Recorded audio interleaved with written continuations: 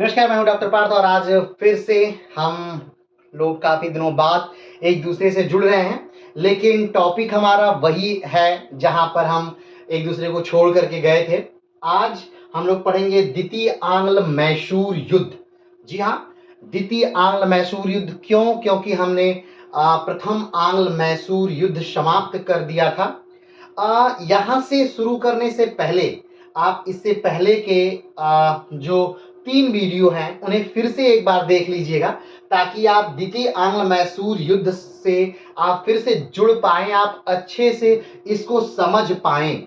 मैसूर युद्ध को समझ पाएँ या फिर टीपू सुल्तान को समझ पाएँ, हैदर अली को समझ पाएँ, आप समझ पाएँ विजयनगर साम्राज्य के ध्वस्त होने को, आप समझ पाएँ विजयनगर साम्राज्य के ध्वस्त होने के बाद वहां वाडियार वंश के उदय को, और आप समझ पाएँ वाडियार वंश में के नष्ट होने को, और वाडियार वंश में काम करने वाले एक छोटे से अदने से सिपाही का उस वंश को समाप्त कर एक नए वंश की स्थापना को आप समझ पाए। इसके लिए जरूरी है कि आप पीछे के 3 वीडियो मैसूर के आप देख लीजिएगा।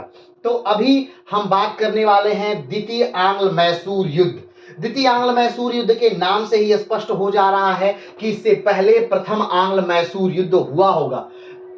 आंग्ल का मतलब यहाँ अंग्रेजों से है, या यूं कहें तो अंग्रेजी कंपनी से है, या यूं कहें तो ईस्ट इंडिया कंपनी से है। और मैसूर से मतलब है मैसूर साम्राज्य से। मैसूर वर्तमान के कर्नाटक राज्य का हिस्सा है। एक काफी बेहतरीन बड़ा शहर है। मैसूर कहा जाता है कि महिषासुर के नाम पर उसका नाम मैसूर पड़ा है। ठीक है, वर्तमान में भी ये शहर है और कर्नाटक में पड़ता है और काफी बेहतरीन शहर है। ठीक है, तो चूंकि द्वितीय आंग्ल मैसूर युद्ध यानी मैसूर से और आंग्ल यानी अंग्रेजों के साथ हुआ था। ठीक है, कब हुआ था? तो हुआ था 1780 से लेकर के 1784 तक, यानी कि 4 सालों तक यह युद्ध चला। अब बात आती है कि द्वितीय आंग्ल मैसूर युद्ध के क्या कारण थे। ठीक, तो द्वितीय आंग्ल मैसूर युद्ध के कारणों पर हम बात करेंगे। द्वितीय आंग्ल मैसूर युद्ध में कौन जीता और कौन हारा। जैसा कि आप जानते हैं कि प्रथम आंग्ल मैसूर युद्ध में पूरी तरह से टीपू सुल्तान, या यूं कहें कि उसके पिता उस समय राज्य कर रहे थे, तो हैदर अली जीत चुके थे प्रथम आंग्ल मैसूर युद्ध को। और द्वितीय आंग्ल मैसूर युद्ध में कौन जीता कौन हारा, आज हम लोग इस पर बात करेंगे। द्वितीय आंग्ल मैसूर युद्ध में अंग्रेजों की तरफ से कौन लड़ा, हम इस पर बात करेंगे। द्वितीय आंग्ल मैसूर युद्ध किस संधि से समाप्त हुई, हम इस पर बात करेंगे। इससे पहले आपने देखा कि प्रथम आंग्ल मैसूर युद्ध मद्रास की संधि से समाप्त होता है। मद्रास जो कि वर्तमान में तमिलनाडु राज्य का क्या है, हिस्सा है। ठीक है, और तमिलनाडु राज्य आप जानते होंगे कि भारत का सबसे दक्षिणतम राज्य है, और उसका सबसे उत्तर में, तमिलनाडु राज्य के सबसे उत्तर में उसकी राजधानी पड़ती है, और वही आज मद्रास या चेन्नई के रूप में है। तो मद्रास की संधि होती है क्योंकि जो हैदर अली हो मद्रास पर आक्रमण कर देते हैं कुछ ही सैनिकों को लेकर के, और अंग्रेजों को इस बात का यकीन नहीं था कि वो मद्रास पर आक्रमण करेंगे, और मद्रास पर आक्रमण ने अंग्रेजों की रीढ़ की हड्डी तोड़ दी और अंग्रेजों को संधि करनी पड़ी, और मद्रास की संधि के साथ प्रथम आंग्ल मैसूर युद्ध समाप्त होता है और द्वितीय आंग्ल मैसूर युद्ध की एक तरह से नींव पड़ जाती है। कारण इसका क्या है, इस आज के हम इस पूरे में बात करेंगे। लेकिन इसी समय, यही वो समय है। अब आप एक बात और ध्यान से सोचिए, समझिएगा। एक तरफ जहां ब्रिटेन यानी ब्रिटेन की एक कंपनी, या UK United kingdom of the great Britain की एक कंपनी जिसका नाम है ईस्ट इंडिया कंपनी, जिसकी स्थापना 16वीं शताब्दी में हो रही है, वो भारत पर कब्जा कर रही है, धीरे धीरे अपना अस्तित्व बना रही है। आपने इससे पहले देखा कि किस प्रकार से ईस्ट इंडिया कंपनी ने बंगाल को अपने कब्जे में ले लिया। बंगाल को कब्जे में लेकर वो अवध की तरफ बढ़ी, उसने अवध को अपने कब्जे में ले लिया, उसने दिल्ली को अपने कब्जे में ले लिया। अब फिर वो धीरे धीरे धीरे दक्षिण की तरफ बढ़ रही है।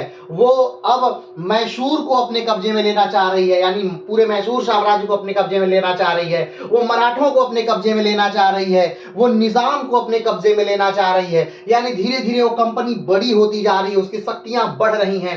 कारण कि भारतीय राज्य एक दूसरे से लड़ रहे हैं। जहां पर एक तरफ ये ब्रिटेन की कंपनी भारत को कब्जा कर रही है, भारत को धीरे धीरे हड़प रही है, उसी समय दूसरी तरफ, अब इसको थोड़ा सा मैप से समझना जरूरी है क्योंकि मैप से चीजें समझ में आएंगी। आइए थोड़ा सा मैप एक बार देखते हैं, ध्यान दीजिए। ये है विश्व, ये है विश्व, और यहां पर है हमारा भारत, ठीक है, हमारा भारत यहां पर है, और यहां से ये जो एशिया में हमारा भारत है, और यहां पर एक देश है जिसका नाम है United kingdom of the great Britain, यानी कि यूके। और यूके की जो कंपनी है वो यहां से इस रास्ते से आ करके यहां पर भारत में क्या करती है, राज्य करती है, अपना शासन सत्ता धीरे धीरे फैला रही है, ठीक है। चलिए, अब आप देख रहे हैं कि एक तरफ जहां एक कंपनी भारत में अपना वर्चस्व बढ़ा रही है, वहीं उसी समय, यानी कि ये समय है 1776 का समय है, जब द्वितीय आंग्ल मैसूर युद्ध कुछ दिन में होने वाला है, या प्रथम आंग्ल मैसूर युद्ध के बाद ये जो समय काल है, यहाँ इस समय ब्रिटेन के हाथ से एक देश निकल रहा है, एक देश में स्वतंत्रता की लहर चल रही है। देखिए, एक देश को कब्जा किया जा रहा है, ध्यान से समझिएगा, एक देश को, ब्रिटेन की एक कंपनी जिसका नाम ईस्ट इंडिया कंपनी है, वो ब्रिटेन को भारत को कब्जा कर रही है, और उसी समय यूके के हाथ से एक देश निकल रहा है, और उस देश का नाम है संयुक्त राज्य अमेरिका। यानी अमेरिका उस समय ब्रिटेन के हाथ से निकल रहा है। अमेरिका में उस समय क्या चल रही है, क्रांति हो रही है, यानी उस समय अमेरिका में स्वतंत्रता आंदोलन चल रहा है। यानी जब भारत गुलामी के कगार पर था, यानी जब भारत गुलाम हो रहा था, उस समय अमेरिका क्या हो रहा था, आजादी की लड़ाई लड़ रहा था, और अमेरिका आजाद हो रहा था। यानी जब भारत पूरी तरह से गुलाम हो जाएगा, तब अमेरिका पूरी तरह से क्या हो जाएगा, आजाद हो जाएगा। तो क्या अमेरिका की लड़ाई का यहां पर भारत पर कोई प्रभाव पड़ रहा है? हाँ, अमेरिका की लड़ाई का, अमेरिका की स्वतंत्रता आंदोलन का भारत पर प्रभाव पड़ रहा है, और पड़ेगा भी उस समय। अभी द्वितीय आंग्ल मैसूर युद्ध जो होगा, इसमें भी प्रभाव पड़ेगा। कारण, अब इसको थोड़ा सा एक बार समझ लीजिए, फिर बाद में हम द्वितीय आंग्ल मैसूर युद्ध पर आते हैं। अब देखिए, इस समय यानी 1776 का समय है, जब अमेरिका में क्या हो रही है, अमेरिकी क्रांति हो रही है, यानी कि उसके सारे राज्य जो हैं, अमेरिका में जो कॉलोनियां हैं, वो स्वतंत्र होना चाह रही हैं, वो अंग्रेजों से संघर्ष कर रही हैं। और इस समय अमेरिका वासियों का, यानी अमेरिका का साथ कौन दे रहा है, अमेरिका का साथ दे रहा है फ्रांस। अमेरिका का साथ कौन दे रहा है, फ्रांस दे रहा है। अमेरिका का पूरी तरह साथ कौन दे रहा है, फ्रांस। ध्यान दीजिए, यहां है यूके और यहां है फ्रांस। फ्रांस और यूके एक दूसरे के कट्टर हैं, यानी कि कट्टर दुश्मन हैं। अब ध्यान दीजिए, अब यहां पर अमेरिका में फ्रांस साथ देगा किसका, अमेरिका में साथ देगा अमेरिका का, और किसके विरोध में, तो अंग्रेजों के विरोध में फ्रांस साथ देगा। क्लियर है। अब फ्रांस इस हिसाब से साथ देता है, मतलब अब साथ क्यों देता है, पहली बात तो ये जान लीजिए। तो पहली बात, फ्रांस को ये लगता है कि हम यहां से ब्रिटेन को हटा करके अमेरिका के जो कॉलोनियां है उस पर हम राज करेंगे, फ्रांस को ये लगता है, ठीक है। लेकिन फ्रांस अंग्रेजों का साथ देते अंग्रेजों का विरोध करते करते, अमेरिकन का साथ देते फ्रांस इतना कमजोर हो जाता है कि फ्रांस में खुद एक क्रांति आ जाती है, फ्रांस की क्रांति प्रारंभ हो जाएगी।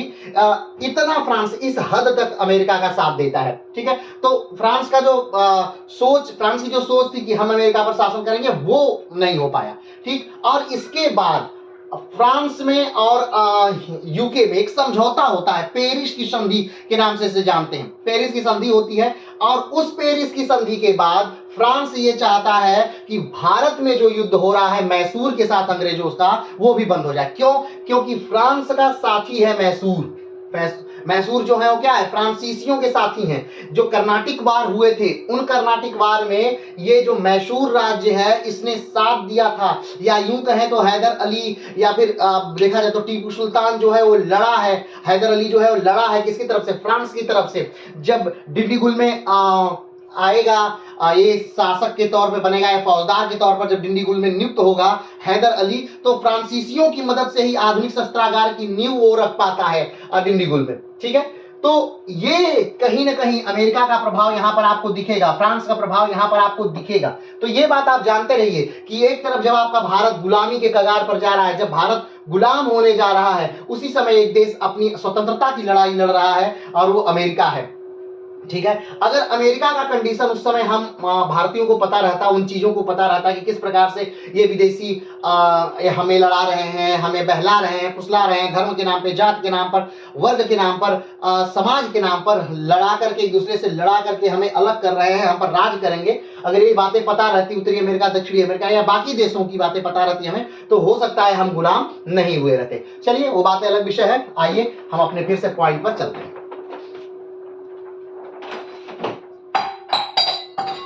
चलिए, तो यहां पर हम बात करेंगे द्वितीय आंग्ल मैसूर युद्ध का, जो चला 1784 से लेकर 1780 से लेकर 1784 तक, यानी 4 सालों तक चलता है द्वितीय आंग्ल मैसूर युद्ध। इससे पहले प्रथम आंग्ल मैसूर युद्ध समाप्त हो चुका है, और प्रथम आंग्ल मैसूर युद्ध कब से कब तक चला है, तो 1767 से लेकर 1700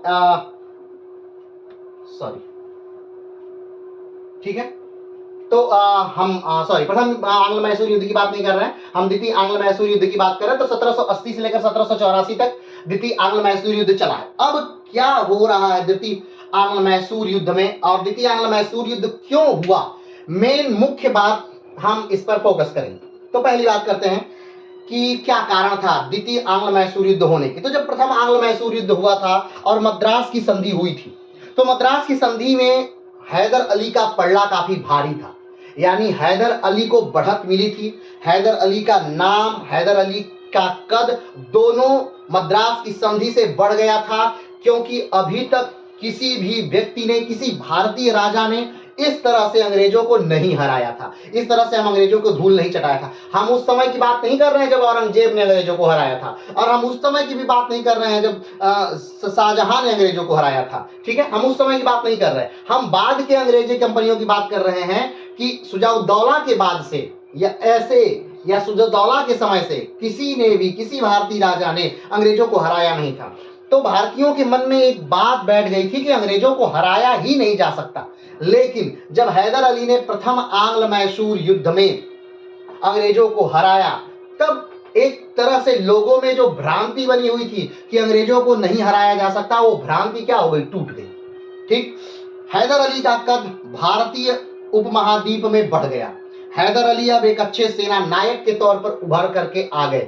आप जानते हैं कि हैदर अली मात्र एक सैनिक के तौर पर वाडियार वंश में भर्ती हुए थे, और 20 साल के अपने अथक परिश्रम के बाद वो 1761 में जाकर के वाडियार वंश की नींव को तोड़ करके उस पर मैसूर साम्राज्य की नींव को रख देते हैं 1761 में।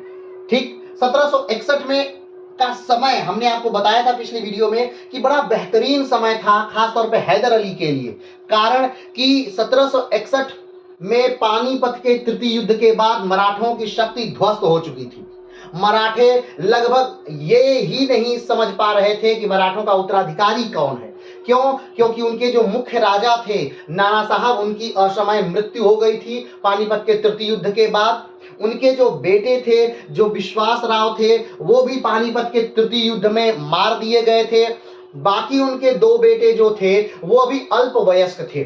ठीक, और उनके जो भाई थे नाना साहब के, रघुनाथ राव, वो स्वयं राजगद्दी पाना चाह रहे थे। तो अभी उस वहां पे असमंजस की स्थिति बनी हुई थी, वो अपने गृह युद्ध में उलझे हुए थे, और उसका लाभ उठा करके हैदर अली ने क्या किया, तो मराठाओं के बहुत सारे भूभाग को जीत लिया। ठीक, और एक तरह से मैसूर साम्राज्य का विस्तार कर दिया। ठीक, उसी समय अगर देखा जाए तो जो निजाम का एरिया था वहां पर भी उत्तराधिकार का युद्ध चल रहा था, वहां पर भी अभी किसी की सत्ता अच्छे से स्थापित नहीं थी। तो वो समय भी हैदर अली के लिए काफी उपयुक्त रहा, और उस समय भी उसने निजाम पर भी आक्रमण करके निजाम के भी बहुत सारे भागों को क्या कर लिया, जीत लिया। अगर 61 वाला भाग को समय को देखा जाए तो उस समय अंग्रेज भी उस बहुत बढ़िया स्थिति में नहीं थे, क्योंकि 60 वाला वांडीवास का युद्ध जो था उसी समय लगभग हुआ था, और अंग्रेज अभी कमजोर हो रहे थे। तो उस समय एक बड़ा ही फेवरेबल कंडीशन था हैदर अली के लिए, और हैदर अली ने उस कंडीशन का, उस समय का बहुत ही अच्छे से सदुपयोग किया और अपने साम्राज्य को क्या किया, बढ़ा दिया। ठीक, लेकिन धीरे धीरे ये बात कहीं न कहीं पता चली अंग्रेजों को, ठीक, अंग्रेजों को पता क्या चलना था, धीरे धीरे अंग्रेजों ने अपनी शक्ति में वृद्धि की और अंग्रेजों को अब चूंकि अंग्रेज भी अपने साम्राज्य को बढ़ाना चाह रहे हैं, टीपू सुल्तान भी हैदर अली भी अपने साम्राज्य को बढ़ाना चाह रहे हैं, उधर फिर मराठाओं की स्थिति सुदृढ़ हो गई, माधवराव के नेतृत्व में मराठाओं की स्थिति सुदृढ़ हो गई, तो मराठा भी फिर अपने क्षेत्र को बढ़ाना चाह रहे हैं। तो फिर मराठाओं में और हैदर अली में युद्ध भी हुआ। आप जानते हैं कि हैदर अली फिर मराठाओं से हारे भी, लेकिन फिर चूंकि मराठाओं के जो योग्य सेनापति थी 1772 के लगभग, फिर से उनकी मृत्यु हो गई, यानी उनके राजा की फिर से मृत्यु हो गई और फिर से वो अपने गृह युद्ध में उलझ गए मराठे, और जब मराठे फिर से उलझे तो फिर जो भाग हारा था हैदर अली फिर से जीत गया। ठीक, अब ये सारी इन्हीं द्वंद्व में हैदर अली का युद्ध अंग्रेजों के साथ होता है। हैदर अली बड़ी कूटनीति के साथ मराठाओं को और निजाम को अपने साथ मिलाता है, और आपने देखा कि प्रथम आंग्ल मैसूर युद्ध में हैदर अली ने बहुत बुरी तरह अंग्रेजों को हरा दिया। मद्रास की संधि करनी पड़ी अंग्रेजों को, क्योंकि मद्रास पर हैदर अली ने आक्रमण कर दिया। मद्रास को भी लगभग जीत ही लिया होता अगर संधि नहीं हुई रहती तो। क्लियर है? अब तो प्रथम आंग्ल मराठा युद्ध में प्रथम आंग्ल मैसूर युद्ध में एक बात निर्धारित हुई थी। जब संधि हुई, मद्रास की संधि हुई, तो एक बात निर्धारित हुई प्रथम आंग्ल मैसूर युद्ध में। वैसे तो कई शर्तें थी, उसमें जो मुख्य शर्त ये थी वो ये कि अगर भविष्य में कभी भी अंग्रेजों पर आक्रमण होता है तो जो मैसूर है वो अंग्रेजों का साथ देगा, और अगर भविष्य में कभी मैसूर पर आक्रमण होता है तो अंग्रेज मैसूर का क्या देंगे, साथ देंगे। लेकिन 1771 में माधवराव जो हैं, ठीक है, 1771 में माधवराव के नेतृत्व में मराठों ने क्या कर दिया, मैसूर पर आक्रमण कर दिया। 1771 का समय है। माधवराव उस समय मराठों के क्या हैं, तो पेशवा हैं, और उन्होंने क्या कर दिया, आक्रमण कर दिया। माधवराव कौन है, तो माधवराव नाना साहब के पुत्र हैं। ठीक है, आपको याद होगा नाना साहब कौन है, तो नाना साहब बाजीराव के पुत्र हैं। बाजीराव कौन है, तो बाजीराव बालाजी विश्वनाथ के पुत्र हैं। ठीक है, और बालाजी विश्वनाथ कौन है, तो बालाजी विश्वनाथ साहू के, ठीक है, साहू के क्या है, पेशवा है। साहू ने पेशवा बनाया था, आपको याद होगा। चलिए उन सारी बातों को भी छोड़ते हैं, अभी हम यहाँ पे आ जाते हैं। तो 1771 में जब पेशवा मजबूत होते हैं, वैसे तो पेशवा थोड़ा पहले ही मजबूत हो गए थे, तो जब पेशवा मजबूत होते हैं माधवराव, तो उनके नेतृत्व में मैसूर पर आक्रमण किया गया। और मैसूर पर जब आक्रमण किया गया तो हैदर अली को लगा कि भाई मैसूर पर आक्रमण मराठा कर रहे हैं, मराठा तो हमेशा ही आक्रमण करते रहते थे, नॉर्मल बात थी। तो हम लोगों की संधि हुई है, किससे संधि हुई है, अंग्रेजों से, कि अगर हम पे कोई आक्रमण करता है, यानी मैसूर पर कोई आक्रमण करता है तो अंग्रेज सहायता देंगे। तो हैदर अली सहायता के लिए अंग्रेजों को लिखते हैं कि भाई मद्रास की संधि के अंतर्गत हमसे और आपसे एक संधि हुई है। मद्रास की संधि में एक पॉइंट था कि जब भी कोई भी मैसूर पर आक्रमण करेगा तो अंग्रेज सहायता करेंगे। लेकिन ये लेटर लिखने के बाद भी अंग्रेज सहायता के लिए नहीं आते हैं। किसी सहायता के लिए, मैसूर की सहायता के लिए नहीं आते हैं, और हैदर अली अकेले पड़ जाते हैं और हैदर अली हार भी जाते हैं। ठीक है, वो बात विषय वस्तु अलग है कि जो क्षेत्र जीता गया था 1771 में माधवराव के नेतृत्व में, फिर से जब माधवराव की मृत्यु हो जाती है तो हैदर अली फिर से उन क्षेत्रों को जीत लेते हैं, वो बात अलग है। लेकिन यहां पर बात यह है कि 1771 में जब आक्रमण हुआ माधवराव पर, तब जब आक्रमण हुआ हैदर अली पर, तब साथ नहीं दिया किसने, अंग्रेजों ने। अब क्यों अंग्रेज साथ देते, क्योंकि जब प्रथम आंग्ल मैसूर युद्ध हुआ था तो उसमें एक संधि हुई थी जिससे वो प्रथम आंग्ल मैसूर युद्ध बंद हुआ। उस संधि का नाम था मद्रास की संधि, और मद्रास की संधि के अंतर्गत एक पॉइंट था कि कभी भी अगर मैसूर को जरूरत होती है और मैसूर हमसे सहायता मांगता है, मैसूर पर कोई आक्रमण करता है, तो अंग्रेज मैसूर की रक्षा करेंगे। लेकिन 1771 में माधवराव जब आक्रमण करते हैं मैसूर पर, तब अंग्रेज मैसूर की सहायता नहीं करते। ये द्वितीय आंग्ल मैसूर युद्ध होने का प्रमुख कारण था। ठीक, वैसे तो बहुत सारे कारण होते हैं, ठीक है, कोई भी युद्ध अगर हो रहा है तो बहुत सारे कारण होते हैं, लेकिन उन कारणों में एक तत्कालिक कारण भी होता है। ठीक है, ये क्या होता है, एक तत्कालिक कारण होता है। और वो तत्कालिक कारण क्या था, वो तत्कालिक कारण ये था कि एक वर्तमान समय की हम बात कर रहे हैं, वर्तमान समय में एक स्थान है जिसका नाम है पुडुचेरी। पुडुचेरी कहाँ है? तो पुडुचेरी एक केंद्र शासित प्रदेश है। ठीक, पुडुचेरी एक केंद्र शासित प्रदेश है। कहाँ है? तो पुडुचेरी के 4 जिले हैं, जिसमें से एक पुडुचेरी स्वयं है, ठीक है, और एक कराईकल है, ठीक, एक यनम है और एक माहे है। तो जो पुडुचेरी है और कराईकल है, ये दोनों तमिलनाडु राज्य में है, तमिलनाडु के अंतर्गत आते हैं। और जो माहे है और यनम है, तो माहे केरल के अंतर्गत आता है और यनम आंध्रा के अंतर्गत आता है। इसे थोड़ा सा समझ लीजिए।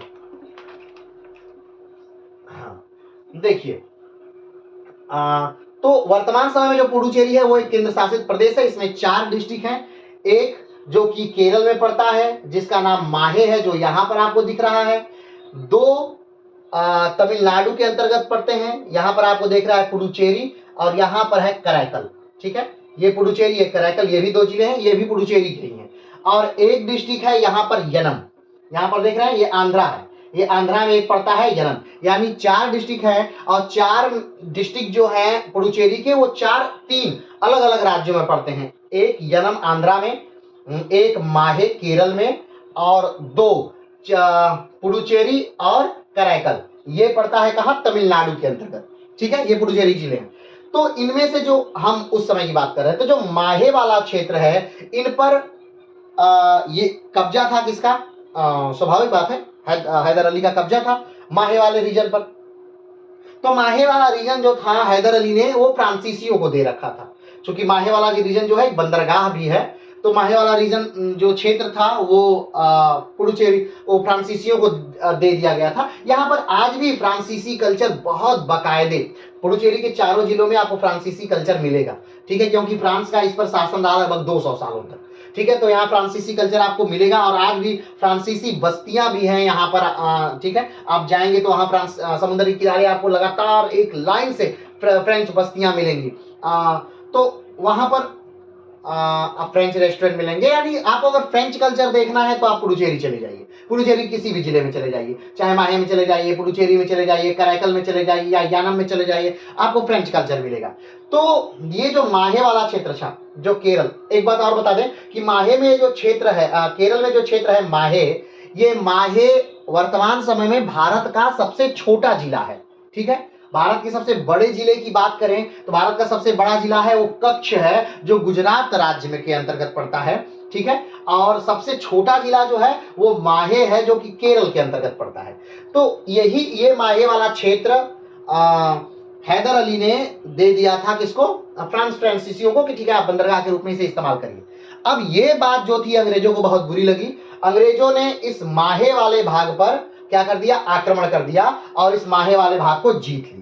अब ये बात हैदर अली को बहुत बुरी लगी कि ये अंग्रेज, एक तो 1771 में जब हम पे आक्रमण हुआ तो इन्होंने सहायता नहीं की, और ऊपर से ये हमारे क्षेत्र पर, ये प्रत्यक्ष तौर पे तो इन्हीं का क्षेत्र है क्योंकि इन्होंने ही फ्रांसीसियों को दिया है, और ये हमारे क्षेत्र पर फ्रांसीसियों पर ये क्या कर रहे हैं? आक्रमण कर रहे हैं ये अंग्रेज, ये उदंड हो गए। तो ये तत्कालिक कारण था हैदर अली के अंग्रेजों पर आक्रमण का, और ये तत्कालिक कारण था कि हैदर अली का द्वितीय आंग्ल मैसूर युद्ध प्रारंभ हुआ।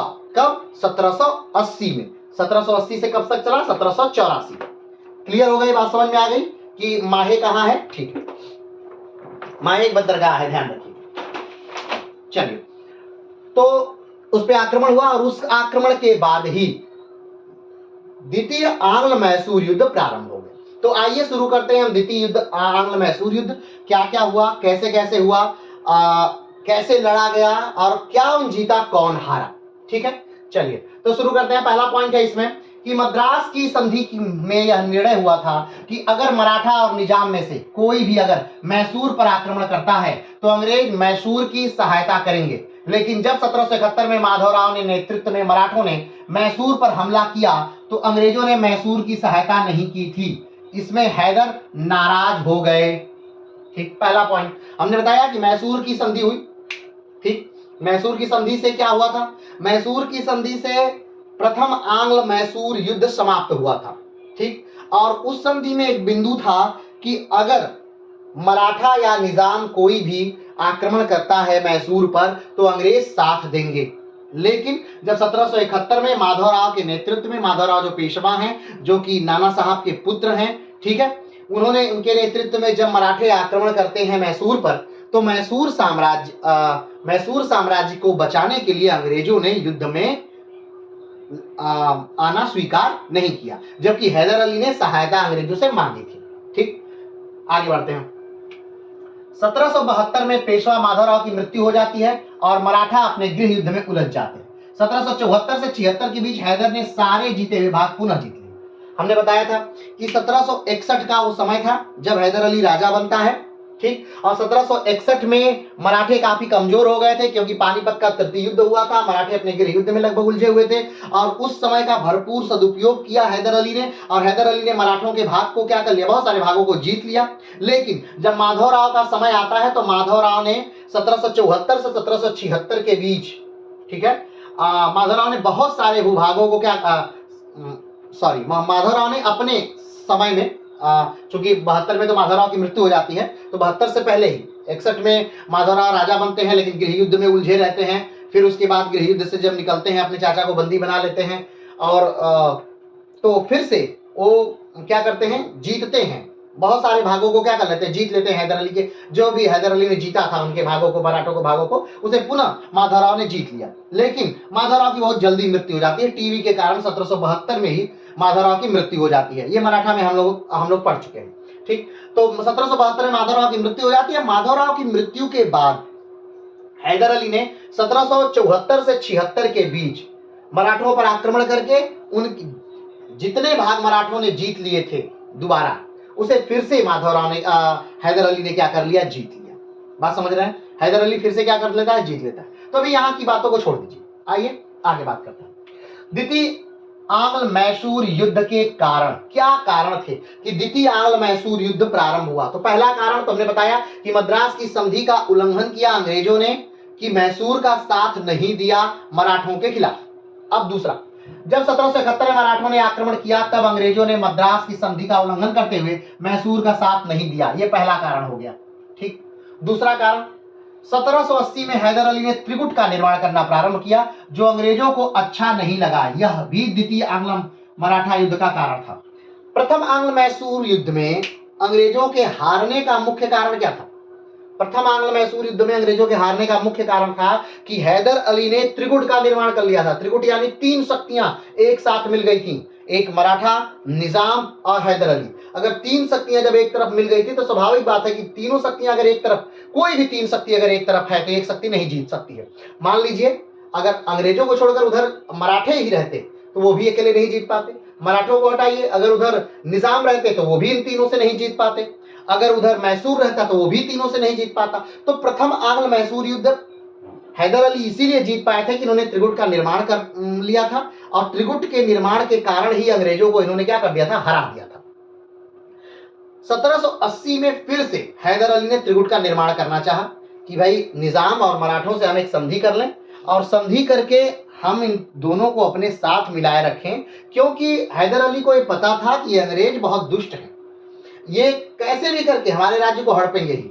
तो जब इन्होंने त्रिकुट का निर्माण किया, हैदर अली ने त्रिकुट का निर्माण किया, यानी तीनों लोगों के साथ एक संधि स्थापित किए, तो ये अंग्रेजों को बहुत बुरा लगा। अंग्रेजों ने कहा कि अरे ये तो ऐसा कर रहा है कि ये हारे ही ना, तो ऐसे तो ये हारेगा ही नहीं, अगर त्रिकुट स्थापित रहेगा तो ये हारेगा नहीं। तो ये अंग्रेजों को क्या लगा, बुरा लगा। तो ये भी द्वितीय आंग्ल मैसूर युद्ध का एक कारण था, ये भी द्वितीय आंग्ल मैसूर युद्ध को जन्म देने का एक कारण था कि हैदर अली ने त्रिकुट का निर्माण किया। चलिए आगे बढ़ते हैं, ठीक। 1780 में अंग्रेजों ने फ्रेंच के माहे बंदरगाह पर कब्जा कर लिया, यह केरल में स्थित है, यही मुख्य त्वरित कारण था द्वितीय आंग्ल मैसूर युद्ध का।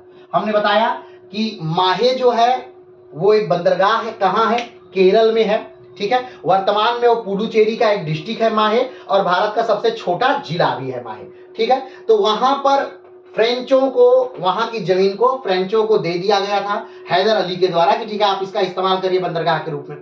लेकिन 1780 में उस पर अंग्रेजों ने आक्रमण कर दिया और उस बंदरगाह को, माहे बंदरगाह को जीत लिया अंग्रेजों ने। अब जब अंग्रेजों ने जीत लिया तो हैदर अली को लगा कि अंग्रेज ने तो इनडायरेक्टली हम पर ही आक्रमण किया है, क्योंकि भूमि तो मेरी है, तो हम पर ही आक्रमण किया है, तो ये भी एक कारण था द्वितीय आंग्ल मैसूर युद्ध का, और यही त्वरित कारण था, तत्कालिक कारण यही था युद्ध होने का। ठीक है, चलिए आगे बढ़ते हैं। हैदर अली ने कर्नाटक पर हमला कर दिया। कर्नाटक के नवाब ने अंग्रेजों से मदद मांगी और अंग्रेजों ने नवाब की मदद की।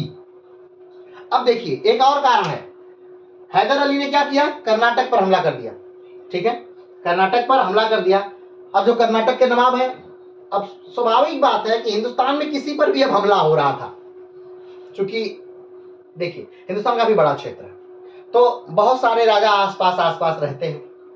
तो अगर आसपास का यहाँ का राजा उन पर आक्रमण करता है या वहां का राजा उन पर आक्रमण करता है, और कोई भी कमजोर अगर अपने आप को महसूस करता है तो तुरंत अंग्रेजों से सहायता मांगता है। ये भी कारण था, यही मुख्य कारण था हमारी गुलामी का, कि एक राजा दूसरे पर आक्रमण करता और दूसरा राजा अंग्रेजों की शरण में जाता। अंग्रेज उस राजे की सहायता से इस राजा को हरा देते और दोनों राजा अंग्रेजों के कब्जे में हो जाते। ठीक, तो कर्नाटक पर जब आक्रमण किया हैदर अली ने, तो कर्नाटक कहां चला गया, अंग्रेजों के पास चला गया कि भाई साहब हमारी मदद करिए, हैदर अली तो हम पर आक्रमण कर रहा है। और कर्नाटक की तरफ से हैदर अली ने क्या किया, कर्नाटक की तरफ से अंग्रेजों ने हैदर अली पर आक्रमण कर दिया। कर्नाटक पर हैदर अली ने आक्रमण कर दिया। कर्नाटक अपने बचाव के लिए अंग्रेजों के पास चला गया।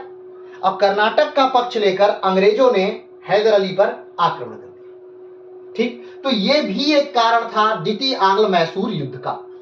ठीक, आगे बढ़ते हैं। द्वितीय आंग्ल मैसूर युद्ध को वारेन हेस्टिंग ने हिंदुस्तान की प्रत्येक दिशा में और प्रत्येक शक्ति से वास्तविक आसन्न युद्ध कहा था। वारेन हेस्टिंग ने कहा कि यह चारों तरफ से युद्ध है, हिंदुस्तान का ऐसा युद्ध है जो चारों तरफ से हो रहा है, चारों दिशा से हो रहा है, हर जगह हो रहा है। किसने कहा था ये बात, वारेन हेस्टिंग ने कहा था। आगे बढ़ते हैं, ये स्टेटमेंट काफी पूछा जाता है, इसलिए यहां पर ये स्टेटमेंट को इंक्लूड किया गया। आगे बढ़ते हैं। अंग्रेजों ने निजाम को अपनी ओर मिला लिया। अंग्रेजों ने क्या किया, निजाम को अपनी ओर मिला लिया और मराठों को भी हैदर अली से अलग कर दिया। फिर भी हैदर अली हताश नहीं हुआ। उसने एक विशाल सेना लेकर जुलाई 1780 को कर्नाटक की राजधानी आरकाट पर आक्रमण कर दिया। आरकाट की रक्षा का भार कर्नल बैली पर था, वह परास्त हुआ और आरकाट पर हैदर अली का कब्जा हो गया। ठीक है, ध्यान समझिएगा। 1780 में क्या हुआ, अंग्रेजों ने क्या किया, मराठों को हैदर अली से अलग कर दिया। ठीक, निजाम को भी हैदर अली से अलग कर दिया। ठीक, लेकिन हैदर अली कमजोर नहीं पड़ा। हैदर अली ने एक बड़ी सेना बनाई और जो कर्नाटक की राजधानी है, ठीक है, कर्नाटक की क्या है, राजधानी कर्नाटक। ध्यान रखिएगा, कर्नाटक यहाँ कोई राज्य की बात नहीं हो रही है। आप अभी वर्तमान समय में जो राज्य का नाम है कर्नाटक, उसका इससे कोई लेना देना नहीं है। ठीक है, ये एक क्षेत्र है, कर्नाटक क्षेत्र। आंध्रा वाले जो तटीय भाग है वो कर्नाटक क्षेत्र के अंतर्गत आते थे। कर्नाटक वार भी अभी हम पढ़ेंगे बड़े विस्तार से, तो अभी आप ध्यान मत दीजिए। तो कर्नाटक राज्य के बारे में आप मत समझिएगा, एक क्षेत्र विशेष है दक्षिण का, उस पूरे एरिया को कर्नाटक कहा जाता है और वो राज्य कर्नाटक राज्य है। ठीक है, तो कर्नाटक जो राज्य था उसकी राजधानी, जैसे विजयनगर साम्राज्य है उसकी राजधानी हम्पी थी। ठीक है, समझ रहे हैं ना, जैसे मैसूर साम्राज्य है तो उसकी राजधानी मैसूर है। ठीक है, तो उसी प्रकार जैसे मराठा साम्राज्य उसकी राजधानी पुणे है। ठीक, तो जो कर्नाटक साम्राज्य है उसकी राजधानी कहाँ थी, आरकाट थी। कहाँ राजधानी थी, आरकाट थी। तो हैदर अली ने एक बड़ी सेना लेकर आरकाट पर क्या कर दिया, आक्रमण कर दिया। आरकाट राजधानी की रक्षा कौन कर रहा था, कर्नल बैली कर रहा था। और कर्नल बैली क्या हुआ, हार गया। ठीक है, कर्नल बैली क्या हो गया, हार गया और आरकाट पर कब्जा कर लिया हैदर अली ने। आइए आगे बढ़ते हैं। इस घटना पर अल्फ्रेड लायर ने कहा, भारत में अंग्रेजों का भाग्य सबसे नीचे पहुंच गया।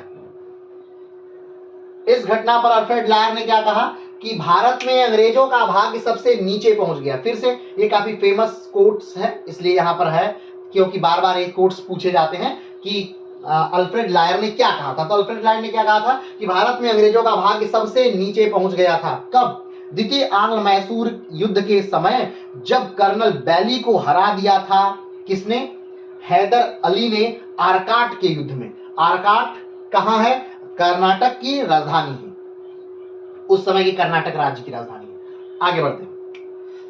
अगला पॉइंट है, हेक्टर मुनरो मद्रास से आक्रमण करने के लिए हैदर अली की तरफ बढ़ा। ठीक, अब हैदर अली ने आरकाट पर आक्रमण किया तो मद्रास से सेना लेकर, मद्रास यानी वर्तमान चेन्नई जो कि तमिलनाडु की राजधानी है, वहां से सेना लेकर कौन, हेक्टर मुनरो। ठीक है, ये नाम काफी बड़े बड़े हैं, नाम बहुत बार हमें पढ़ने को मिलेंगे, बहुत महत्वपूर्ण नाम है। ठीक है, तो हेक्टर मुनरो क्या करता है, मद्रास से अपनी एक लंबी चौड़ी सेना लेता है। ठीक है, और मद्रास से आक्रमण करता है किस पर, हैदर अली पर। हैदर अली पर आक्रमण कर दिया किसने, हेक्टर मुनरो ने। क्लियर है, आगे बढ़ते हैं। दूसरा अंग्रेज जिसने अंग्रेजों का नेतृत्व किया था वह था कर्नल वैली। ठीक है, अब ध्यान दीजिए, यहां पर कर्नल वैली क्या हो जाता है, हार जाता है। ठीक है, और यहां पर फिर से, अब ऐसा तो नहीं कि हार जाएगा तो फिर आक्रमण नहीं करेगा। ठीक है, दूसरा अंग्रेज जिसने अंग्रेजों का नेतृत्व किया था वह कर्नल वैली, जो गुंटूर से सेना लेकर हैदर अली के खिलाफ लड़ा। गुंटूर से सेना लेकर कर्नल वैली जो है हैदर अली के खिलाफ क्या कर रहे हैं, लड़ रहे हैं। आगे बात करते हैं। हैदर अली ने अपनी सेना कर्नल वैली के पीछे लगा दी और कर्नल वैली युद्ध छोड़कर भाग गया। कर्नल वैली युद्ध छोड़कर भाग जाते हैं, हैदर अली से हार जाते हैं कर्नल वैली और डर करके भाग जाते हैं। सिर्फ कर्नल वैली ही नहीं भाग जाते हैं, बल्कि हेक्टर मुनरो भी जो है वो क्या हो जाते हैं, भाग जाते हैं। आगे बढ़ते हैं। जब वैली भाग गया तब हैदर अली मुनरो के पीछे पड़ा और मुनरो भी मद्रास भाग गया। ठीक, अरकाट को हैदर अली ने जीत लिया। पहले बात क्या कर लिया, हैदर अली ने अरकाट को जीत लिया, पहला। दूसरा, हेक्टर मुनरो आते हैं, हेक्टर मुनरो के पीछे पूरी सेना लगा दी, हेक्टर मुनरो भाग गए। कर्नल वैली थे, कर्नल वैली के पीछे भी हैदर अली पूरी तरह से पड़ गया और कर्नल वैली भी क्या किए, भाग गए। यानी अरकाट जीत लिया गया, हेक्टर मुनरो को भगा दिया गया, कर्नल वैली को परास्त करके भगा दिया गया। आगे बढ़ते। जब वारेन हेस्टिंग को यह पता चला, वारेन हेस्टिंग यानी गवर्नर, यानी कि बंगाल में बैठा हुआ व्यक्ति जो पूरे भारत को या पूरी कंपनी को लीड कर रहा है, वो, जब वारेन हेस्टिंग को यह बात पता चला तो अब बहुत नाराज हुआ। उसने आयरकूट की अध्यक्षता में एक सेना का गठन किया और बंगाल से सेना को दक्षिण भारत भेजा। अब ये आयरकूट कौन है, आयरकूट हीरो हैं, फिल्मों वाले हीरो नहीं, रियल लाइफ वाले हीरो। ठीक है, एक नायक हैं। तो इससे पहले उन्होंने बहुत सारी लड़ाइयां लड़ी होंगी, तभी तो नायक है। हाँ, इससे पहले उन्होंने लड़ाइयां लड़ी हैं, वांडीवास का युद्ध। तो 1760 में जो वांडीवास का युद्ध हुआ था उसके नायक हैं आयरकूट। ठीक, और उनकी बहुत धाक है, वो इतने फेमस हुए उस लड़ाइयों के बाद कि वो उन्हें ब्रिटेन में एमपी बना दिया गया। सोचिए, भारत से कितने ही लोग लड़ करके ब्रिटेन में एमपी बने, ब्रिटेन में प्रधानमंत्री बने, एक बार नहीं 3-3 बार प्रधानमंत्री बने, विदेश मंत्री बने। यानी कि वो लोग जो अपनी प्रतिभा का हुनर जिन्होंने भारत में दिखाया, वो जाकर के ब्रिटेन में उच्च पदों को प्राप्त किए। ठीक है, कमेंट बॉक्स में बताइएगा कि इससे पहले भी कौन ऐसे लोग थे जो कि ब्रिटेन में एमपी बने। तो आयरकूट को जब वांडीवास का युद्ध हुआ था, तो वांडीवास के युद्ध के बाद आयरकूट को ब्रिटेन में एक एमपी का पोस्ट दिया गया। उसके बाद भारत को फिर से नियंत्रित करने के लिए फिर से उन्हें सारी सेनाओं का कमांडर बना के, हेड ऑफ, यानी जितनी सेनाएं भारत में हैं, अंग्रेजी सेना जितनी भी है, कंपनी के नेतृत्व में जितनी भी सेना है, सबका हेड ऑफ कमांडर बना करके फिर से भारत भेजा गया कि आप जाइए फिर देखिए। तो जब वारेन हेस्टिंग को पता चला कि भाई साहब ये हैदर अली ने तो सबको हरा दिया। ठीक, हैदर अली ने क्या किया, हेक्टर मुनरो को हरा दिया, कर्नल वैली को हरा दिया। जब ये पता चला वारेन हेस्टिंग को, किसको पता चला, वारेन हेस्टिंग को जब पता चला तो वारेन हेस्टिंग बहुत दुखी हुआ, बहुत गुस्साया और अंतर्मन से बहुत गुस्सा आकर उसने क्या किया, उसने एक फौज बनाई और उसका अध्यक्ष किसको नियुक्त कर दिया, आयरकूट को। ठीक, और आयरकूट को अध्यक्षता में उसने एक सेना गठित किया और उसने भेज दिया कि जाइए आयरकूट, अब जाकर के हैदर अली को सबक सिखाइए। और हैदर अली जब आयरकूट से लड़ते हैं तो हैदर अली हारने लगते हैं। अब ये बात समझनी होगी, क्या समझना है कि हैदर अली हारने क्यों लगते हैं। अभी तक हैदर अली जीत रहे हैं लगातार। अभी आपने देखा कि किस प्रकार से कर्नल वैली को हरा दिए। ठीक, अभी किस प्रकार से हेक्टर मुनरो को हरा दिए, किस प्रकार से आरकाट पर आक्रमण कर दिया, किस प्रकार से आरकाट को जीत लिया। लेकिन जब आयरकूट से उनका युद्ध होता है तो हैदर अली क्यों हारने लगते हैं, तो इसका कारण यह है कि आयरकूट से जब युद्ध होता है हैदर अली का, तब त्रिगुट उनका साथ नहीं देता है। यानी इससे पहले मराठे उनके साथ लड़ रहे थे, निजाम उनके साथ लड़ रहे थे, लेकिन जब आयरकूट आता है एक बड़ी सेना के साथ, बंगाल से एक बड़ी सेना के साथ दक्षिण में लड़ने के लिए, तो पूरी नीति बनाकर आता है, ठीक। और उसके बाद से आयरकूट के विरोध में मराठे खड़े नहीं हुए, लड़े नहीं। निजाम आयरकूट के विरोध में खड़े नहीं हुए। निजाम ने, मराठों ने, दोनों ने हैदर अली का साथ नहीं दिया, साथ छोड़ दिया। इसकी वजह से हैदर अली क्या हो रहे हैं, अब हारने लगेंगे, ठीक। लेकिन ऐसा नहीं कि हैदर अली हार ही जाएंगे, उनका पक्ष बहुत कमजोर हो जाएगा और अभी हार हो जाएगी, नहीं, अभी ऐसा कुछ नहीं। अभी एक समय विशेष के लिए, क्योंकि आप देख रहे हैं कि ये युद्ध जो है 4 साल तक चलना है। 1780 से 84 तक सिर्फ एक जगह पे हार या एक जगह पर जीत ये डिसाइड नहीं करेगी कि कौन हार गया या कौन जीत गया, बल्कि जीत का क्रम ये निश्चित करेगा कि कौन हारेगा, और जीत का क्रम ये निश्चित करेगा कि कौन जीतेगा।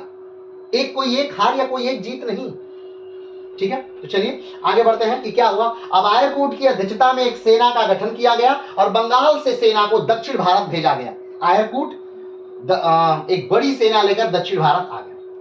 आयरकूट ने हैदर अली पर आक्रमण 1781 में किया और कई जगहों पर हैदर अली को हराकर वो जगह जीत ली, जैसे पोटोनोवा, पोलीलूर और सोलिंगलूर, पोलीलूर और पोटोनोवा, ये जगह आयरकूट ने क्या कर दिया, जीत लिया।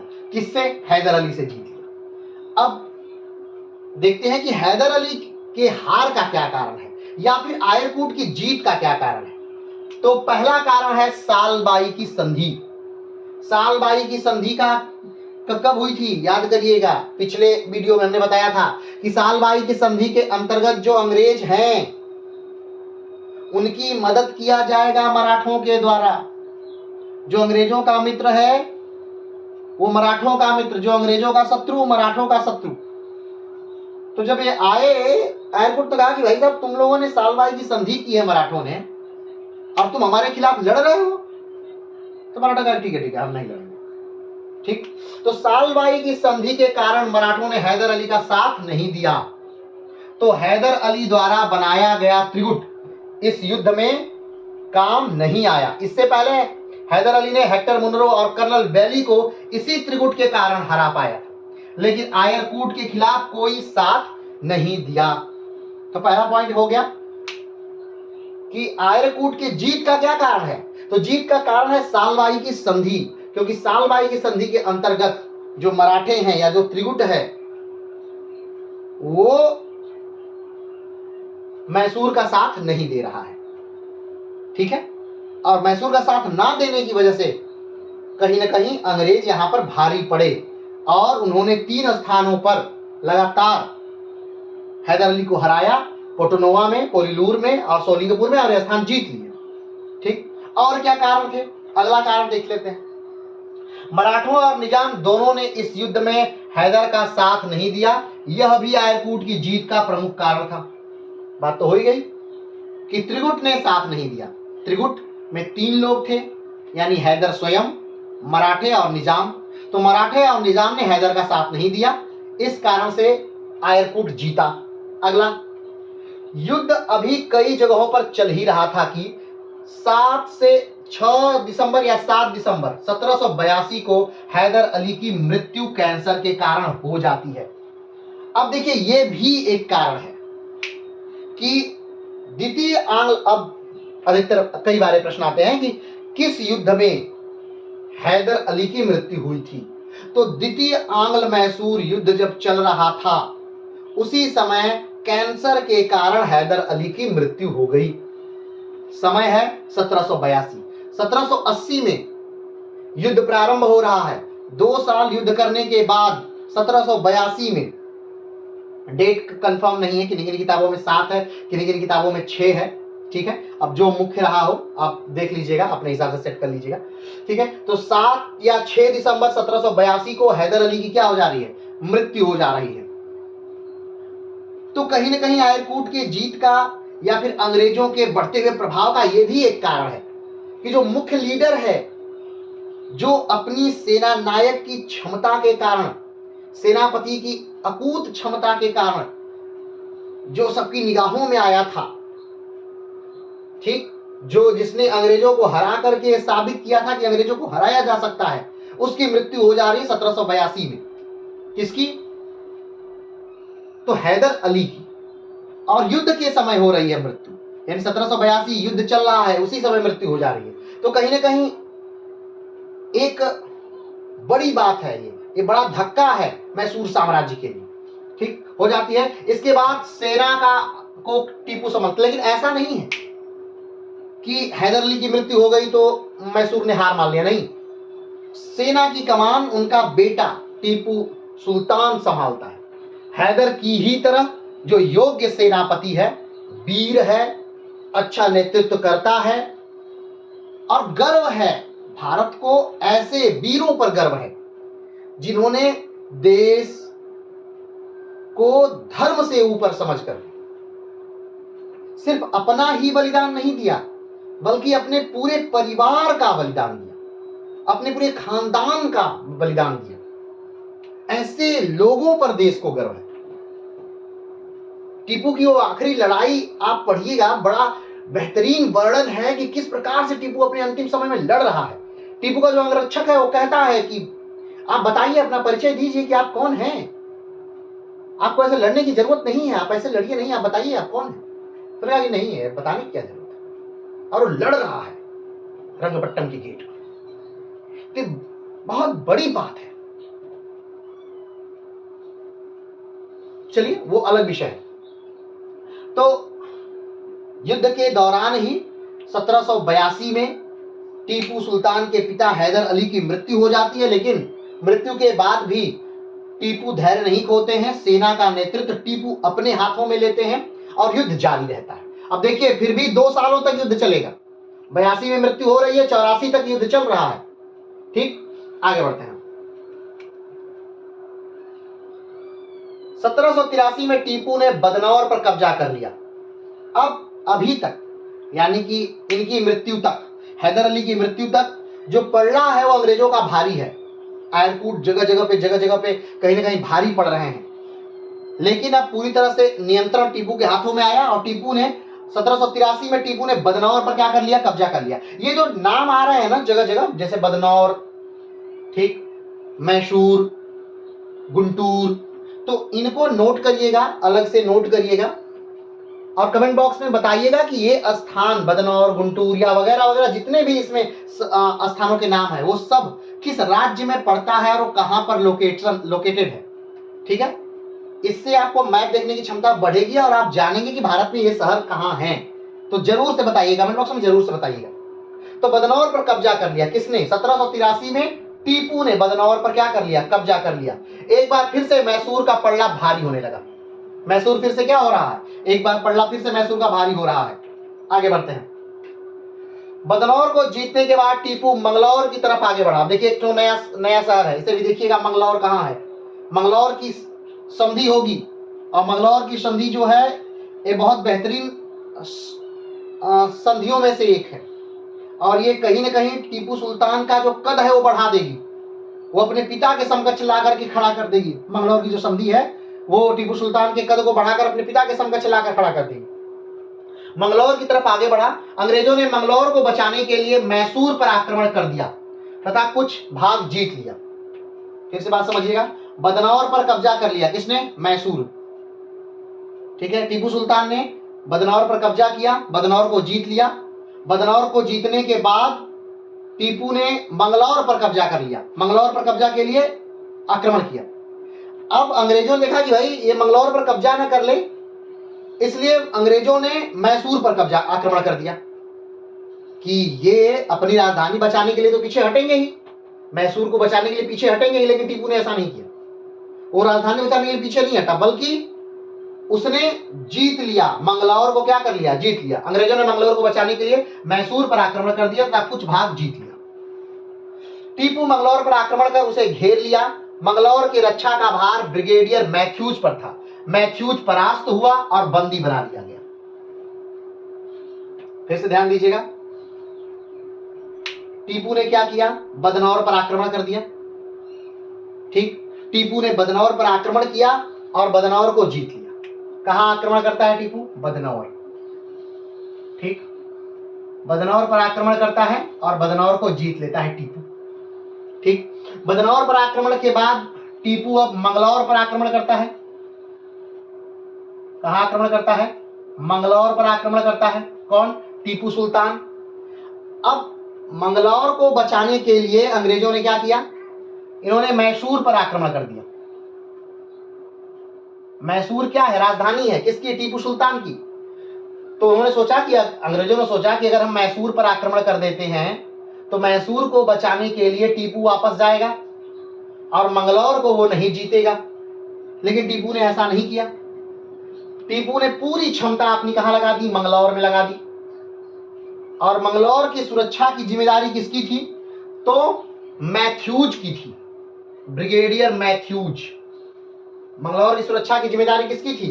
ब्रिगेडियर मैथ्यूज की थी मंगलौर की सुरक्षा की जिम्मेदारी। लेकिन मंगलौर में टीपू सुल्तान जीत जाता है, ब्रिगेडियर मैथ्यूज हार जाते हैं, मैथ्यूज को बंदी बना लिया जाता है। ठीक, यानी बदनौर और मंगलौर दोनों जीत लिया गया। किसके द्वारा? टीपू के द्वारा लिया गया। आगे बढ़ते हैं। 1783 में फ्रांस और अंग्रेजों के बीच एक संधि होती है। अब ध्यान दीजिए, यहां पर हमने आपको बताया था कि जिस समय अंग्रेज या अंग्रेजी company, east India company Bharat को कब्जा कर रही है, उसी समय, उसी काल समय में अमेरिका की क्रांति हो रही है। और अमेरिका में अमेरिका की क्रांति का साथ दे रहा है फ्रांस। किसके खिलाफ? अंग्रेजों के खिलाफ। और फ्रांस इसलिए साथ दे रहा है ताकि अमेरिका से अंग्रेज निकल जाए और फ्रांसीसी अमेरिका को कब्जा कर ले।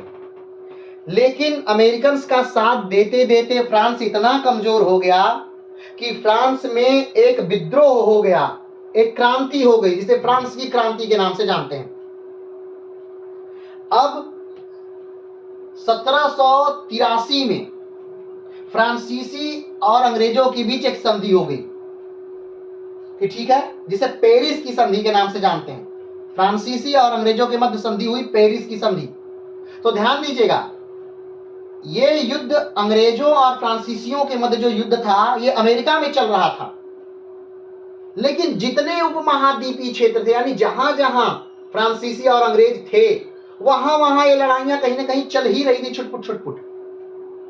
ठीक है, जो मैसूर साम्राज्य है वो कहीं ना कहीं पक्षधर था। किसका? फ्रांसीसियों का।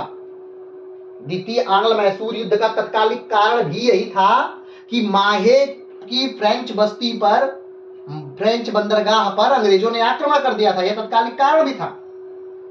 तो जब पेरिस की संधि होती है, यानी फ्रांस में और अंग्रेजों में संधि हो गई है, तो फ्रांस की जो सरकार है अंग्रेजों पे कहीं ना कहीं दबाव बना रही है कि आप मैसूर से संधि कर लीजिए, क्योंकि मैसूर हमारा पक्षधर है या हमारा साथ देने वाला है।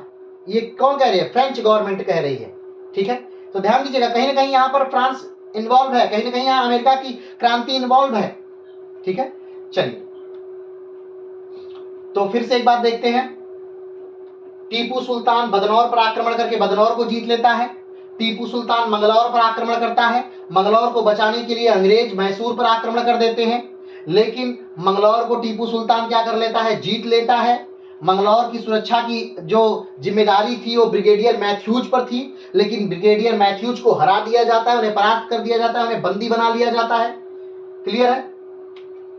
1783 में फ्रांस और अंग्रेजों के बीच एक संधि होती है, जिसमें पेरिस की संधि के नाम से जानते हैं। पेरिस की संधि हो जाने के बाद फ्रांस के राजा इंग्लैंड पर दबाव बनाने लगते हैं कि आप भी मैसूर के साथ संधि कर लीजिए। इसीलिए 1784 में मंगलौर की संधि हो जाती है। मंगलौर वर्तमान में कर्नाटक राज्य में है और एक बंदरगाह है। मंगलौर कहाँ है? कर्नाटक राज्य में है और एक बंदरगाह है। तो इसी मंगलौर में जब मंगलौर को टीपू सुल्तान जीत लेता है, ठीक, तो मंगलौर में ही संधि हो जाती है। ध्यान रखिएगा, एक बात, इंपॉर्टेंट बात ध्यान रखिएगा, प्रथम आंग्ल मैसूर युद्ध में पूरी तरह से मैसूर जीता था, अंग्रेज हारे थे। प्रथम की बात कर रहे हैं। लेकिन द्वितीय आंग्ल मैसूर युद्ध में अगर पूछा जाए कि कौन जीता है कौन हारा है, तो ये द्वितीय आंग्ल मैसूर युद्ध अनिर्णायक है। यहां पर यह कह देना कि अंग्रेज जीत गए गलत होगा, यहां पर यह कह देना कि टीपू सुल्तान जीत गए यह भी गलत होगा। तो यहां पर ना ही अंग्रेज जीते ना ही टीपू सुल्तान जीते। अब आप सोच रहे होंगे कि ऐसा कैसे कोई युद्ध हो सकता है जिसमें कोई पक्ष जीते ना कोई पक्ष हारे ना। तब इसे थोड़ा सा समझिए। हो सकता है कि कुछ भाग अंग्रेजों ने जीत लिया और कुछ भाग टीपू ने जीत लिया। अब कुछ भाग टीपू के अंग्रेजों ने जीते हैं, कुछ भाग टीपू ने अंग्रेजों के जीते हैं। तो जीत हार इसमें नहीं थी। जब मंगलौर की संधि होती है उस संधि के अंतर्गत जो भी जीते हुए भाग हैं दोनों एक दूसरे को वापस कर दिए जाते हैं, जो भी युद्ध बंदी हैं दोनों एक दूसरे को वापस कर दिए जाते हैं, पूर्व की सीमा पर दोनों लोग आ जाते हैं। फिर से ये बात होती है कि अगर आप पर कोई आक्रमण करता है तो हम एक दूसरे की सहायता करेंगे। ये सारी बातें फिर से ये द्वितीय आंग्ल मैसूर युद्ध में भी लागू हो जाती है। तो ध्यान रखिएगा, प्रथम आंग्ल मैसूर युद्ध किस संधि से समाप्त होता है? तो मद्रास की संधि से समाप्त होता है। और द्वितीय आंग्ल मैसूर युद्ध किस संधि से समाप्त हो रहा है? तो मंगलौर की संधि से समाप्त हो रहा है। वहां पर भी मद्रास को जीतने वाला था हैदर अली और यहां पर भी मंगलौर को जीत चुका था टीपू सुल्तान। लेकिन इस संधि ने, द्वितीय संधि जो थी द्वितीय आंग्ल मैसूर युद्ध की संधि, ये युद्ध में हार जीत तो नहीं हुआ किसी का, लेकिन इससे मैसूर का गौरव बढ़ गया। इससे टीपू सुल्तान की इज्जत बढ़ गई कि वाह इसने हरा दिया, ये भी अपने पिता की तरह बहादुर है, योद्धा है, बेहतरीन आदमी है।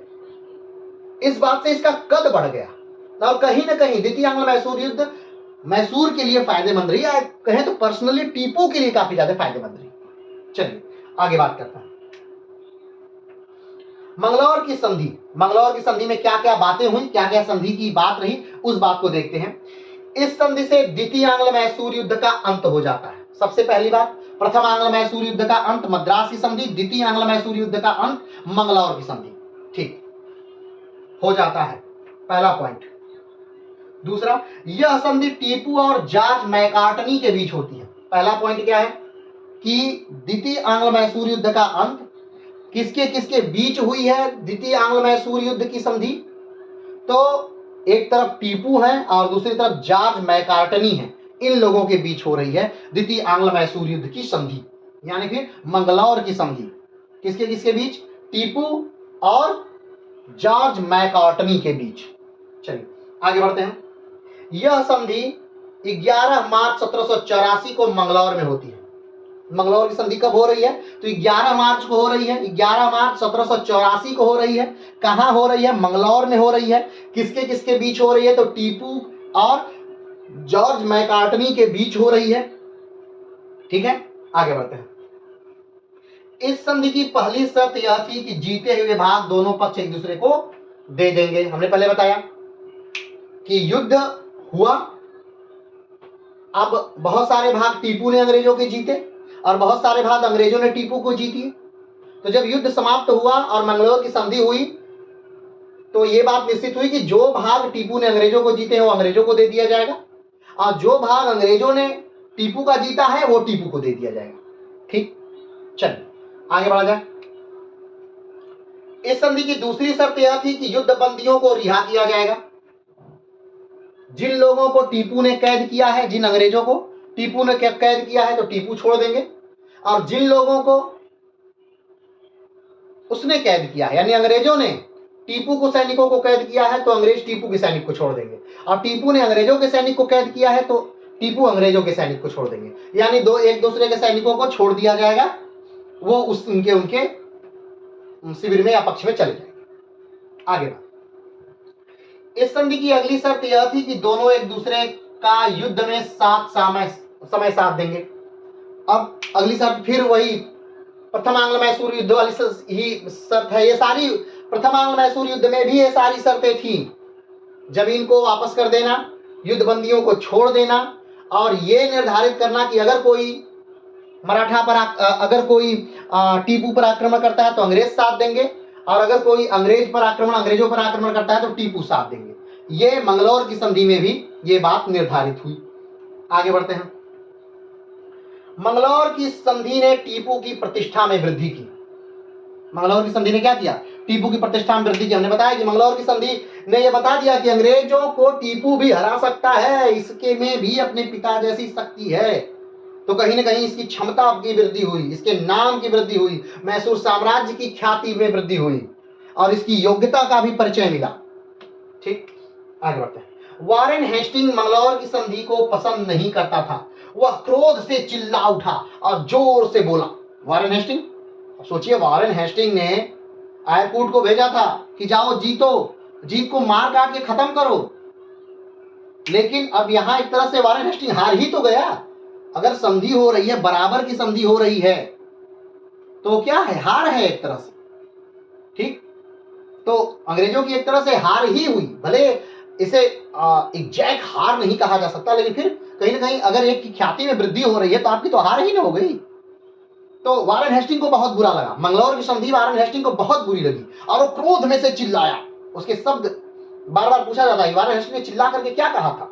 तो देखिए, वारेन हेस्टिंग मंगलौर की संधि को पसंद नहीं करता था। वह क्रोध से चिल्ला उठा और जोर से बोला, लॉर्ड मैकार्टनी कैसा आदमी है! मैं अभी भी विश्वास करता हूं कि संधि के बाद भी वह कर्नाटक खो देगा। ठीक, कौन कह रहा है? वारेन हेस्टिंग कह रहा है कि ये मैकार्टनी कैसा आदमी है भाई कि ये संधि कर लिया। क्या ये कर्नाटक बचा लेगा संधि करके? नहीं, ये कर्नाटक फिर भी उसके हाथ से निकल जाएगा। ये मंगलौर की संधि से भी ये कर्नाटक बचेगा नहीं, ये कर्नाटक उसके हाथ से निकल जाएगा। ये बहुत बेकार आदमी है। कौन? Lord McCartney. ऐसा कौन कहता है? वारेन हेस्टिंग कहता है। चलिए आगे बढ़ते हैं। डॉक्टर स्मिथ ने लिखा है कि हैदर एक पूर्णतया सिद्धांतहीन मनुष्य था जिसका न कोई धर्म, न सदाचार और न ही कोई दया थी। अब देखिए, ये एक अंग्रेजी लेखक हैं और ये टीपू के बारे में, यहां पर किसके बारे में लिख रहे हैं? हैदर के बारे में लिख रहे हैं कि हैदर एक पूर्णतया सिद्धांतहीन मनुष्य था जिसका ना कोई धर्म था, ना सदाचार और न कोई दया थी। जबकि ऐसा नहीं है, ऐसा एकदम नहीं है। ये मात्र इन्होंने लिखा है और इनका लिखा हुआ पूछा जाता है इसलिए बताया गया है, जबकि ऐसा एकदम नहीं है। अगर आज भी आप कर्नाटक जाएंगे या उस क्षेत्र में जाएंगे जिस क्षेत्र में हैदर अली का शासन रहा या टीपू का शासन रहा हो, तो आज भी टीपू के सुल्तान से पुरानी मंदिरें जो हैं वहां पर स्थित है। मंदिरों को दान दिया गया, वो अभी भी स्थित है।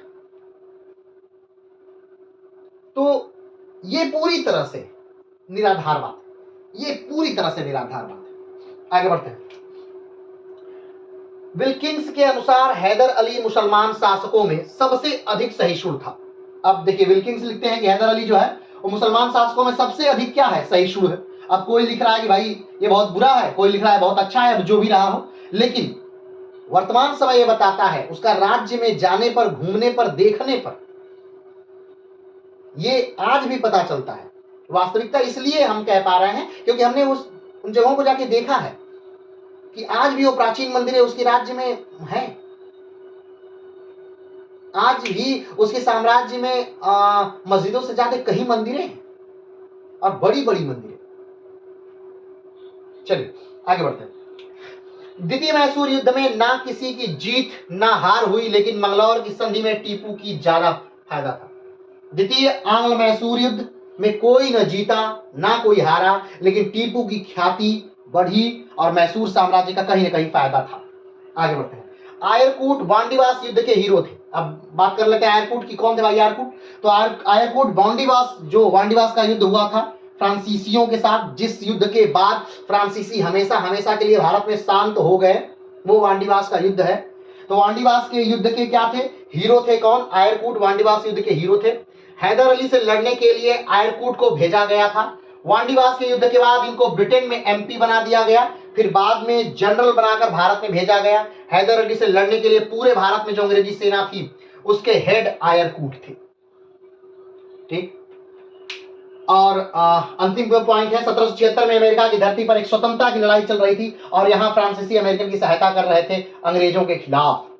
अभी तो बस वही हमने बताया कि एक तरफ जहां एक देश गुलाम हो रहा है, वहीं दूसरी तरफ एक देश अपनी स्वतंत्रता की लड़ाई लड़ रहा है और आजाद हो रहा है। तो ये था द्वितीय आंग्ल मैसूर युद्ध।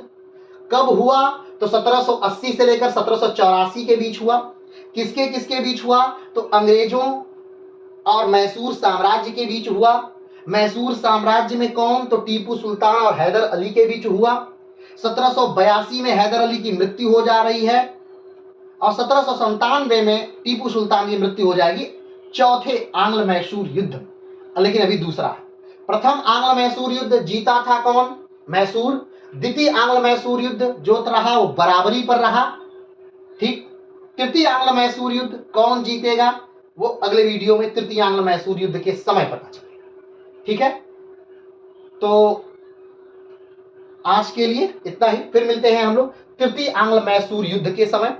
लेकिन ध्यान रखिएगा कि ये चौथा भाग देखने से पहले पीछे के तीनों भाग एक बार जरूर देख लीजिएगा, ताकि ये चौथा भाग आपको अच्छे से समझ में आएगा। फिर मिलते हैं हम लोग पांचवें भाग में। तब तक के लिए नमस्कार, धन्यवाद, जय हिंद।